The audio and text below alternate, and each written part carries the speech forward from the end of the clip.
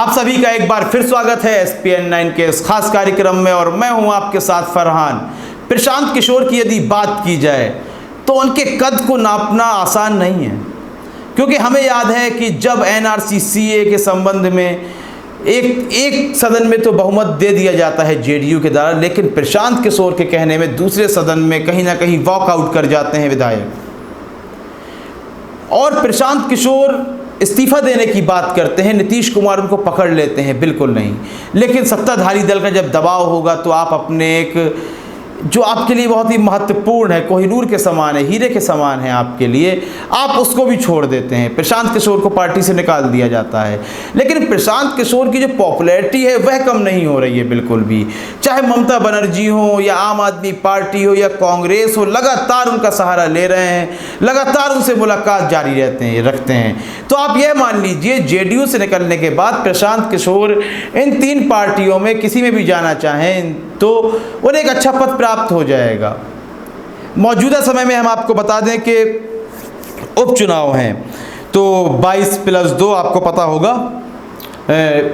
जो सिंधिया के साथ विधायक आ गए हैं, 2 मर चुके हैं वहाँ पर विधायक, 22 आ गए हैं, तो वहाँ पर उपचुनाव होना है मध्य प्रदेश में। तो कांग्रेस ने जो हायर किया है वह प्रशांत किशोर को हायर किया है। उनकी एड कैंपेनिंग कंपनी है, वह लगातार इस कार्य को करते हैं। 2014 में प्रधानमंत्री नरेंद्र मोदी के साथ भी खड़े हुए नजर आ रहे थे, यदि आपको याद हो।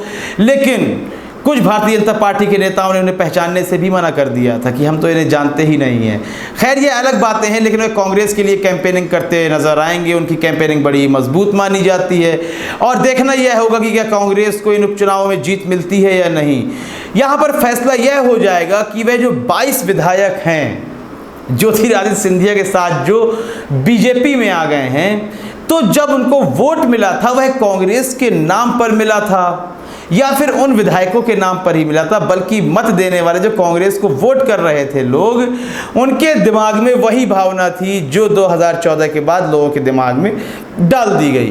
तो यह जो उपचुनाव होने वाले हैं 24 सीटों में, यकीन कीजिए इससे एक बहुत बड़ा पर्दा खुल जाएगा कि हर व्यक्ति जो बीजेपी को वोट नहीं कर रहा है, क्या वह यह नहीं चाहता है कि हिंदू मुसलमान भेदभाव उत्पन्न हो या ना हो। बिल्कुल यह बात खुल के आ जाएगी कि आप चाहे सपा को वोट करते हो, बसपा को करते हो, या फिर आप JDU के वोटर हो, या फिर आप कांग्रेसी वोटर हो, लेकिन आप शायद कहीं ना कहीं एंटी माइनॉरिटी हो सकते हैं।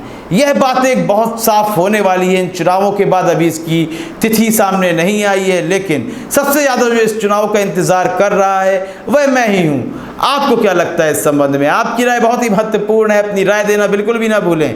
कार्यक्रम को लाइक करें, ज़्यादा से ज़्यादा शेयर करें और चैनल को सब्सक्राइब अवश्य कर दें। तब तक के लिए इजाज़त दीजिए, धन्यवाद।